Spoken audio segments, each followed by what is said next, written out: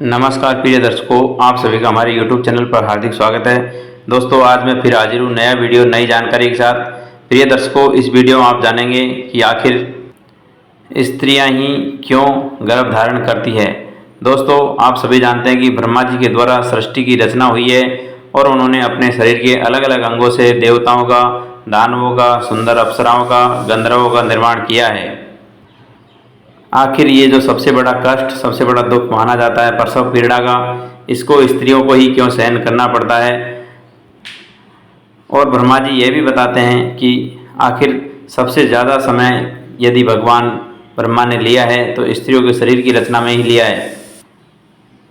एक बार देवी सरस्वती ने ब्रह्मा जी से पूछा कि हे भगवान, हे पिता तुल्य, आप मुझे यह बताइए कि आखिर स्त्री को ही प्रसव पीड़ा क्यों झेलनी पड़ती है, स्त्री ही गर्भ धारण क्यों करती है। दोस्तों, इस पर ब्रह्मा जी ने मुस्कुराते हुए जवाब दिया, वो आप सभी इस वीडियो में जानेंगे। जो भी स्त्री इस कहानी को पूरा ध्यान से चित्तमगन होकर सुनती है, उसके रूपवान और गुणवान पुत्र पैदा होता है। अब मैं वीडियो शुरू करता हूँ। जो भी दर्शक मित्र चैनल से नए जुड़े हो, चैनल को सब्सक्राइब करें और बेल आइकन को प्रेस करें। प्रिय दर्शकों, ब्रह्मा जी कहते हैं कि हे देवी सरस्वती, मेरे मानस पुत्रों में से पुलस्त ऋषि एक पुत्र हैं जिनको मैंने अपने कान से पैदा किया था। प्रिय दर्शकों, आप सभी जानते हैं कि मानस पुत्र जो कि विष्णु पुराण में वर्णित है, 9 मानस पुत्र बताए गए हैं। भृगु, पुलस्त्य, पुलह, ऋतु, अंगिरस, मारीचि, दक्ष, अत्रि और वशिष्ठ मुनि। इनमें से एक जो महर्षि पुलस्त्य बताए गए हैं, इनको स्वयं ब्रह्मा जी ने अपने कान से प्रकट किया था। और ब्रह्मा जी ने ही महर्षि पुलस्त्य को सुमेरु पर्वत पर, जो कि सतयुग में सबसे ऊंचा स्थान था और संसार के कल्याण के लिए उन्होंने घोर तप करने के लिए महर्षि पुलस्त्य को वहाँ भेजा। प्रिय दर्शकों, अपने पिता के कहे अनुसार महर्षि पुलस्त्य सुमेरु पर्वत पर चले जाते हैं और कई हजार वर्षों तक घोर तपस्या करते हैं। लेकिन वहाँ पर देवता, दानव, गंधर्व, अप्सरा, इनके ऋषि के ध्यान भंग करने के लिए, चेष्टा भंग करने के लिए अनेक अप्सराएं आती और इनके हवन, इनके पूजन में, इनके ध्यान में विघ्न पैदा करती। एक दिन महर्षि पुलस्त्य ने गुस्से में आकर, क्रोध में आकर के इन सबको चेतावनी दिया कि आज के बाद यदि कोई मेरे सामने आता है, मेरा ध्यान भंग करता है, तो वो स्त्री हो या पुरुष, उसको गर्भ धारण करना पड़ेगा। प्रिय दर्शकों, इस चेतावनी के बाद कोई भी देवता, कोई भी गंधर्व, कोई भी अप्सरा महर्षि पुलस्त्य के सामने नहीं आई। लेकिन सुमेरु पर्वत के पास में ही एक कंदरा में ऋषि तृणबिंदु तपस्या कर रहे थे। वे वहाँ पर अपनी पुत्री हवीर बुआ के साथ वहाँ रहते थे। प्रिय दर्शकों, एक दिन हवीर बुआ अपनी सहेलियों की तलाश करती करती उधर जहाँ महर्षि पुलस्त्य का आश्रम है वहाँ आ जाती और अपनी सहेलियों को आवाज़ लगाती। दोस्तों, जैसे ही वो आश्रम के सामने पहुँचती, महर्षि पुलस्त्य अपनी आंखें खोलते हैं और उन्होंने दिए हुए चेतावनी के अनुसार जो भी आदमी उनके सामने आएगा उसको गर्भ धारण करना पड़ेगा। अब दोस्तों, देखते ही देखते महर्षि तृणबिंदु की जो पुत्री है हवीर बुआ, उनके तेज के प्रभाव से गर्भवती हो जाती है और हवीर बुआ के शरीर में विचित्र बदलाव आता है। उनका शरीर पीला पड़ जाता है और उनका देखते ही देखते गर्भ बढ़ने लग जाता है। कुछ समय बाद उनकी सहेलियाँ वहाँ आ जाती है। अपनी जो दोस्त है हवीर बुआ, उसको देख करके बड़ी चिंता में पड़ जाती है। उनको बड़ा दुख हुआ कि आज हमारी वजह से आपको ये दुख भोगने पड़ा।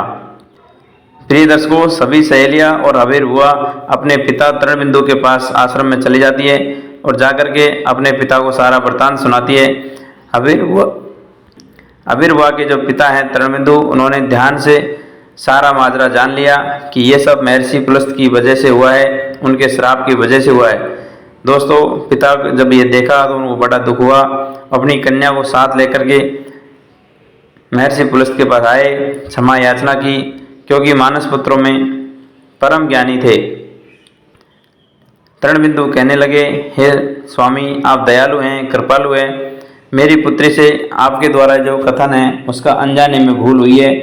प्रिय दर्शकों, जब इस प्रकार से मिन्नतें करने के बाद तृणबिंदु की बातें महर्षि पुलस्त्य ने सुनी और कहने लगा कि हे भगवान, यदि ये जानबूझकर गलती करती तो श्राप भी मान्य होता, लेकिन इसने अनजाने में गलती की है। तृणबिंदु कहने लगे कि संसार की पहली स्त्री मेरी लड़की है जो गर्भवती हुई है और इसको अब कौन शादी करेगा।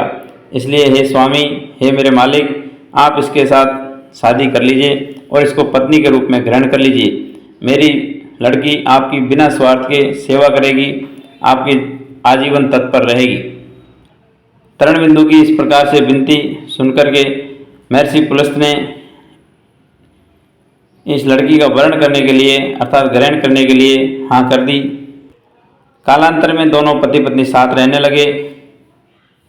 तरणबिंदु की कन्या हबीरबुआ निस्वार्थ सेवा के साथ महर्षि पुलस्त की खूब सेवा करती और काफ़ी समय गुजरने के बाद जब महर्षि पुलस्त प्रसन्न हो जाते हैं तो वो अपनी पत्नी पर प्रसन्न होकर कहते हैं कि आपके गर्भ में मेरे समान ही पुत्र पैदा होगा, और जिस समय तुम मेरे सामने आई थी मैं वेदों का श्रवण कर रहा था, तो आपका जो पुत्र होगा वो भी परम ज्ञानी परम प्रतापी होगा। उसने वेदों का श्रवण किया है, इसलिए उसका नाम विश्रवा होगा। प्रिय दर्शकों, महर्षि पुलस्त और हबीरबुआ का जो पुत्र है विश्रवा, वो बड़ा विद्वान, सत्यवादी तथा धर्म का पालन करने वाला था। उसकी कीर्ति सब जगह फैली हुई थी। इनकी कीर्ति को देख करके महर्षि भारद्वाज ने अपनी पुत्री इडविला का विवाह इनके साथ कर दिया। विश्रवा और इडविला के संयोग से एक पुत्र पैदा होता है, उसका नाम वैश्रवण रखा। वैश्रवण का दूसरा नाम कुबेर है। कुबेर ने ब्रह्मा जी को प्रसन्न करने के लिए बहुत घनघोर तपस्या किया। एक दिन ब्रह्मा जी ने प्रसन्न होकर के इनको वरदान दिया कि तुम आज के बाद धन के अध्यक्ष हो जाओगे, उत्तर दिशा के स्वामी हो जाओगे, और मैं आपको मन की गति से चलने वाला पुष्पक विमान देता हूँ। गंधमादव पर्वत पर जितनी संपत्ति है उसका चौथा भाग कुबेर के नियंत्रण में रहेगा तथा उसका 1/16 भाग मनुष्यों को प्रदान किया जाएगा। विश्रवा की दूसरी पत्नी कैकसी थी। एक बार भगवान शंकर ने पार्वती के लिए एक महल का निर्माण किया था, सोने का महल लंका। दोस्तों, भगवान शंकर ने विश्रवा को भी निमंत्रण वहाँ पर दिया हुआ था। भगवान शंकर के निमंत्रण में विश्रवा अपनी पत्नी कैकसी के साथ आए। कैकसी ने छल के साथ लंका को मांगने के लिए अपने पति को उकसाया और उन्होंने भगवान शंकर से लंका मांगने के लिए कहा। भोलेनाथ ने लंका कैकसी को दे दिया, अर्थात विश्रवा को दे दिया। दोस्तों, ये सब देख करके पार्वती का महल भगवान शंकर ने दे दिया तो उन्होंने बड़ा गुस्सा आया और पार्वती ने कैकसी को श्राप दिया और कहा कि जो तुमने आज मेरे पति से मांगा है वह तुम्हारी सोने की लंका एक दिन मेरे पति के श्राप की वजह से ही जला दी जाएगी।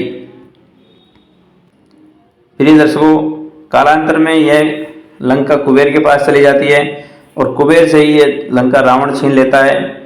और दोस्तों, कहते हैं कि बाद में भगवान शंकर के अवतार हनुमान जी हुए, उन्होंने ये लंका जला दी। प्रिय दर्शकों, महर्षि पुलस्त ने हबीरबुआ के साथ ये संबंध रचाया और उसकी वजह से आज भी स्त्रियां कन्याएं गर्भवती होती है, उसी से ये संसार चलता है।